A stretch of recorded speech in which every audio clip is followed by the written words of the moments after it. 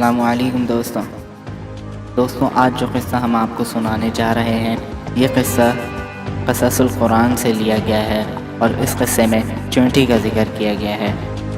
اللہ تعالیٰ نے اپنے برگزیدہ پیغمبر حضرت سلیمان علیہ السلام کو پرندوں سے بات کرنے کا علم عطا فرمایا۔ آپ پرندوں ہی نہیں درندوں، چرندوں اور دیگر تمام مخلوق کی زبان بھی سمجھتے تھے اور ان سے انہی کی زبان میں باتیں کیا کرتے تھے۔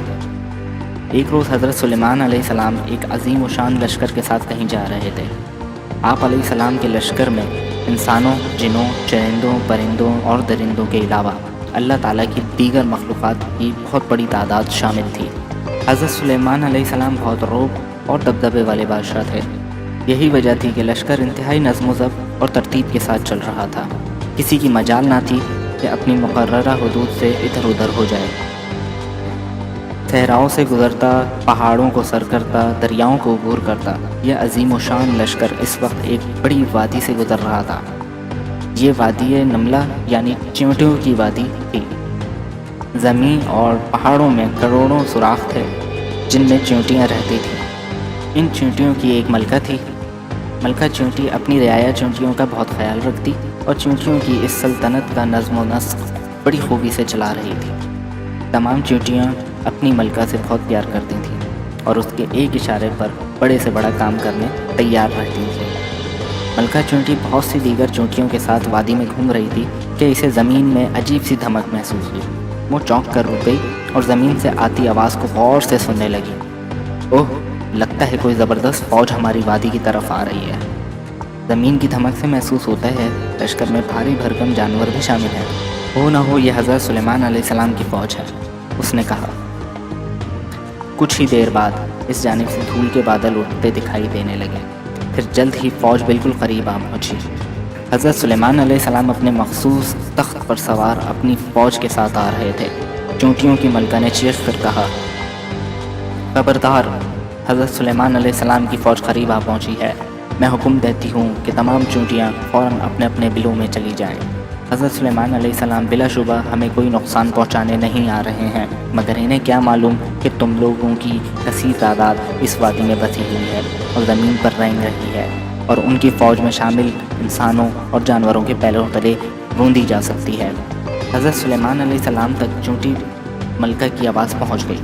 آپ علیہ السلام اس کی بات سن کر مسکرا دیے اور ملکہ چونٹی کی سمجھداری اور اپنی رعایا کا خیال رکھنے پر اس کی تعریف کرتے ہوئے فرمایا، بے شک ایک بادشاہ کو اپنی رعایا کی جان و مال کا اسی طرح خیال رکھنا چاہیے اور اس کے تحفظ کا انتظام کرنا چاہیے جس طرح اس ملکہ چیونٹی نے کیا ہے۔ حضرت سلیمان علیہ السلام کے دور میں ایک بار طویل عرصے تک بارش ہی نہ ہوئی۔ کھڑی فصلیں مرجھا گئیں، نئی فصلیں پیدا نہ ہو سکیں، درخت سوکھ گئے، جہاں دریا اور نہریں تھیں وہاں دھول اڑنے لگی، حتیٰ کہ کنویں بھی خشک ہو گئے۔ غرض قحط کی سی صورتحال ہو گئی تھی۔ انسان اناج کے دانے دانے کو اور جانور چارے کے تنکے کو ترس گئے اور بڑے پیمانے پر اموات کا خطرہ پیدا ہو گیا۔ حضرت سلیمان علیہ السلام اپنی امت کے ساتھ بارش کی دعا کرنے کے لیے نکلے۔ وہ ایک میدان کی طرف جا رہے تھے تاکہ وہاں جمع ہو کر اللہ تعالیٰ کے حضور بارش کے لیے اجتماعی دعا کریں۔ اچانک ایک مقام پر ٹھٹک کر رہ گئے۔ ان کو رکتا دیکھ کر ان کے ساتھی بھی ٹھہر گئے۔ وہ سب اس طرف دیکھ رہے تھے جہاں چند قدم کے فاصلے پر ایک چیونٹی اپنے اگلے پاؤں آسمان کی طرف اٹھائے دعا مانگ رہی تھی، یا اللہ، یا رازق و رزاق، یا حی یا قیوم، ہم بھی تیری مخلوق ہیں اور ہر پل تیرے فضل و کرم کے محتاج ہیں۔ بارشیں نہ ہونے سے انسان اور حیوان سب ہی پریشان ہیں۔ خوراک اور پانی نہ ہونے سے ہماری زندگیوں کو خطرات لاحق ہو گئے ہیں۔ ہمیں بارش سے محروم رکھ کر ہلاک نہ کر، ہم پر اپنا رحم فرما، ہماری غلطیوں، کوتاہیوں اور گناہوں کو معاف فرما دے۔ باران رحمت بھیج کر ہماری خشک وادیوں کو سیراب فرما دے۔ حضرت سلیمان علیہ السلام نے یہ منظر دیکھ کر اپنی قوم سے فرمایا، چلو واپس چلو، اب ہماری دعا کی ضرورت نہیں، ایک حیوان کی دعا نے ہمارا کام کر دیا۔ اب ہمارے طلب کیے بغیر بارش ہوگی۔ اور پھر ایسا ہی ہوا۔ دیکھتے ہی دیکھتے سیاہ بادلوں نے آسمان کو ڈھانپ لیا اور دھواں دھار بارش ہونے لگی جس نے پوری وادی کو جل تھل کر دیا۔ دوستوں، یہ قصہ ہمیں یہ سبق دیتا ہے کہ حاکموں کو اپنی رعیہ کا خیال رکھنا چاہیے اور انہیں آنے والی مصیبتوں اور پریشانیوں سے خبردار کرتے ہوئے ان کی حفاظت کا سامان کرنا چاہیے۔